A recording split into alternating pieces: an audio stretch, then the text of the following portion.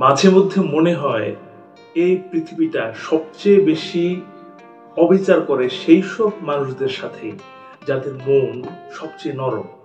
আমি নিজেও বহুবার ভেবেছি কেন যেন দেখা যায় যারা সবচেয়ে বেশি দেয়, যারা হৃদয় দিয়ে ভালোবাসে, যারা নিষ্ঠুরতার বদলে করুণা বেছে নেয়, তারাই যেন সবচেয়ে বেশি কষ্ট পায়।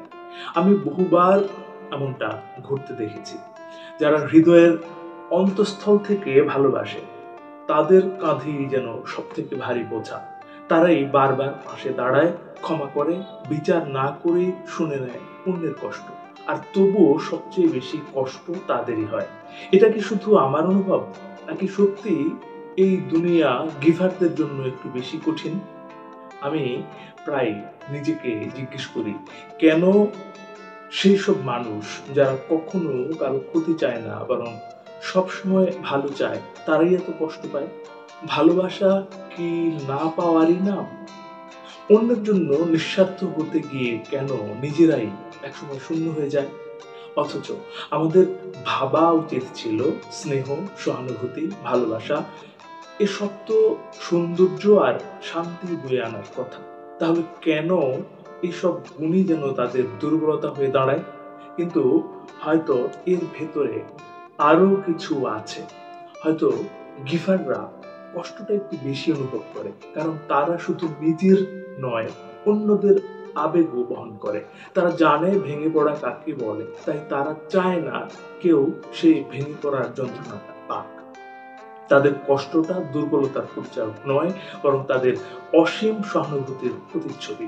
তবুও আমি বিশ্বাস করি জীবন এখনো তাদের জন্য শেষ কথা বলেনি। হয়তো তাদের প্রতিটি ভালোবাসা, প্রতিটি ত্যাগ এমন কিছু বীজ বুনে দিচ্ছে যা এখন চোখে পড়ে না, কিন্তু একদিন সেই বীজ থেকেই জন্মাবে ফুল, যা হয়তো একেবারে অপ্রত্যাশিত কোনো মুহূর্তে ফুটে উঠবে।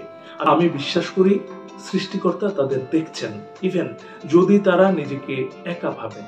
আর সেই কারণে আমি মানুষকে সবসময় একটাই কথা বলি, এই পৃথিবী যেন কখনো আপনার হৃদয়কে কঠিন না করে তোলে।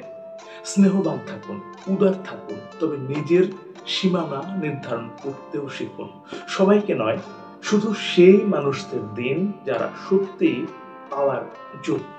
কারণ আপনি যখন নিজের হৃদয় দিয়ে ভালোবাসেন, তখন নিজের রক্ত দিয়ে সম্পর্ক তৈরি করেন। আর তাই যদি কেউ শুধু নিতে জানে, দিতে না জানে, তাহলে একসময় আপনি নিজেই ক্ষত বিক্ষত হয়ে যাবেন। যদি আপনি একজন গিভার হন, তাহলে আমি চাই আপনি কখনো আপনার আলো হারাবেন না, এমনকি আপনার সবচেয়ে অন্ধকার দিনেও না।